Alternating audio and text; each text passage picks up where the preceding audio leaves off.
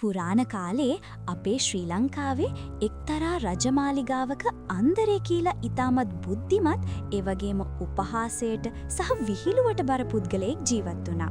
දවසක් රජතුමාට ඉතාමත් බරපතල ප්‍රශ්නයකට මුහුණ දෙන්න සිද්ධ වුණා.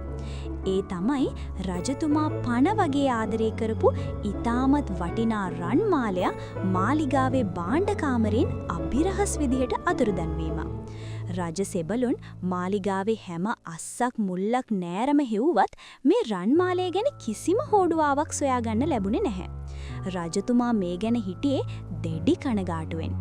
අවසානයේ රජතුමා අන්දරේව කැඳවලා තමන්ගේ දුක කියලා මේ ප්‍රශ්නේ විසඳලා දෙන්න කියලා ඉල්ලා සිටියා. සිද්ධ වෙච්ච දේ අහපු අන්දරේ මොහොතක් කල්පනා කළා. ඔහුට තේරුණා මේක පිටින් ආපු කෙනෙක් කරපු වැඩක් නෙවෙයි මාලිගාවේ ඇතුළෙම ඉන්න කෙනෙක්ගේ වැඩක් කියලා. අන්දරේ වහම මාලිගාවේ සේවකයෝ හැමෝම එක තැනකට කැඳවුවා. ඔහු සේවකයන්ට පෙනෙන්න ලී කූරවල් මිටියක් අරගෙන ආවා. අන්දරේ එක එක සේවකයාට එක හා සමාන දිගින් යුත් ලී කූරක් බැගින් බෙදා දුන්නා. හැමෝම පුදුමයෙන් බලා ඉද්දී අන්දරේ ඊටමත් බැරෑරුම් හඬින් මෙහෙම කිව්වා. බලන්න මේ කූරවල් දිහා.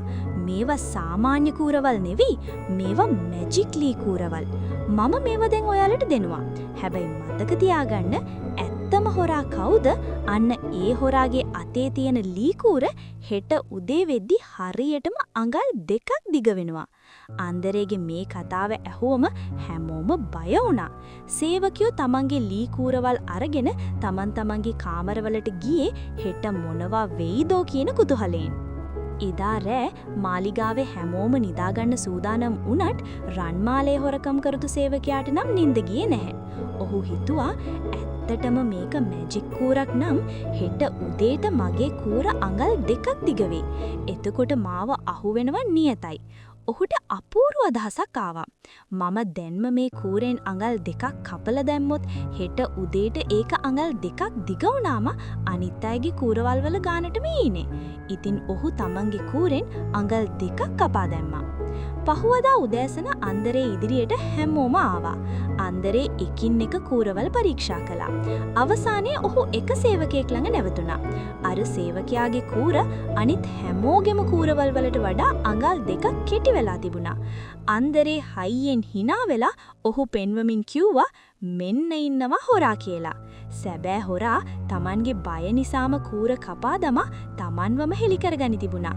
බයින් ගැහෙන්න පටන් ගත්ත සේවකයා Tamanගේ වරද පිළිගනි රන්මාලේ රජතුමාට බාර දුන්නා. අන්දරේගේ මේ තියුණු බුද්ධිය ගැන රජතුමා ගොඩක් සතුටු වුණා. එදා මාලිගාවේ හැමෝම ඉගෙනගත්තු වැදගත්ම පාඩම වුණේ ඕනෑම අසීරු ප්‍රශ්නයක් බුද්ධියෙන් හිතුවොත් ඉතා පහසුවෙන් විසඳන්න පුරුවන් බවයි.